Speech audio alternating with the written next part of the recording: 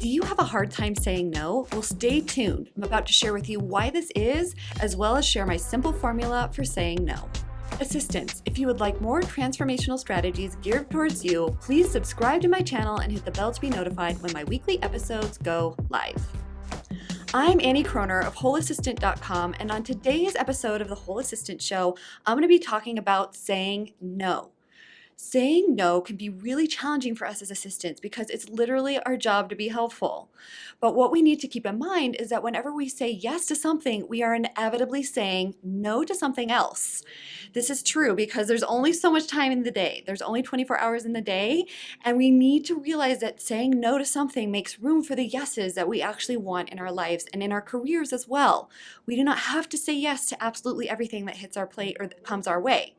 So this is such a struggle for us, primarily because of what happens up here. We have lots of thoughts, and I've written a few down for you. So thoughts in our heads, such as people will think I can't handle my job if I say no.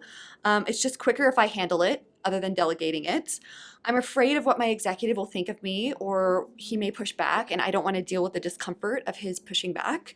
I don't like conflict. That's another great thought that we always think that will keep us from saying no.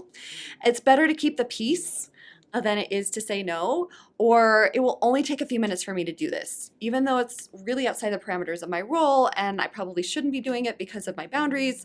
It'll only take me a few minutes. So those are some common thoughts that I've seen assistants have, and I've had myself actually, when it comes to saying no. The problem with not saying no, however, is that boundaries never really get established. People aren't really sure where the line is with you because you're saying yes again and again and again.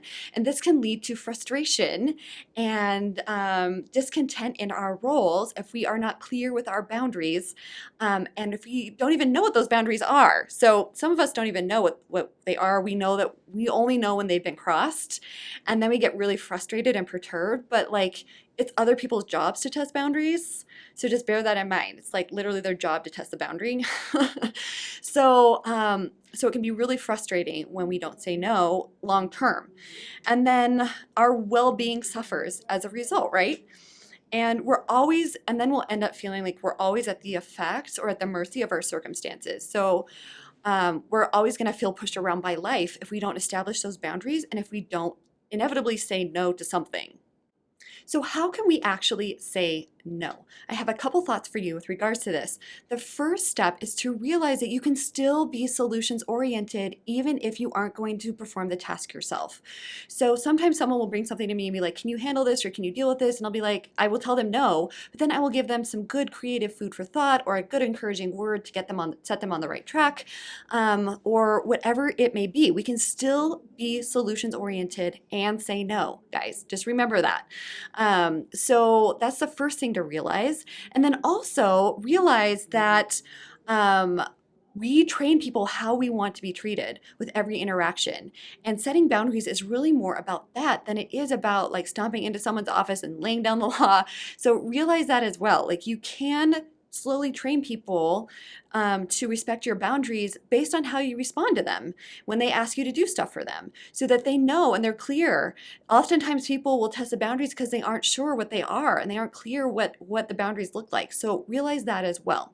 And then my favorite method for saying no that is proven very effective for me in my personal life, myself in my personal life, and then also when it comes to saying no in my professional life as well, is the affirm, deny, affirm method. So you want to start out with an affirmation, and I'm going to give you an example. Say Susie wanted me to help with a fundraiser at my child's school, and I didn't want to do it. I'm too booked and I have other things going on and I just really don't want to participate. I would start out with something affirming. Oh, thank you so much, Susie, for thinking of me. I really appreciate it.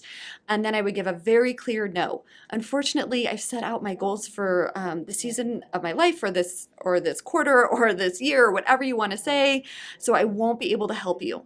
Very clear no, right? There's nothing ambiguous about that. And then you end with an affirmation as well. So then you say, Susie, but thank you so much for reaching out. Please let me know how the fundraiser goes. I hope you're able to raise a lot of money.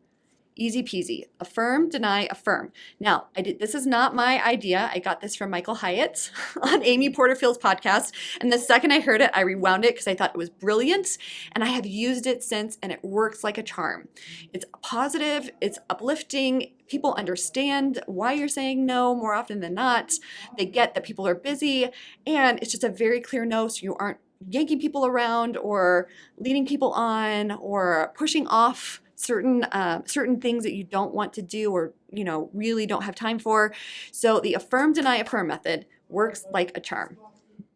Hopefully this episode has given you some good food for thought when it comes to saying no. Please leave a comment below sharing whether or not you will use the affirm, deny, affirm method, as well as any other thoughts you have about this important topic. Now, if you struggle with saying no and you're curious whether or not working with me in a coaching capacity is right for you, please feel free to email me at annie@wholeassistant.com to schedule your complimentary discovery call.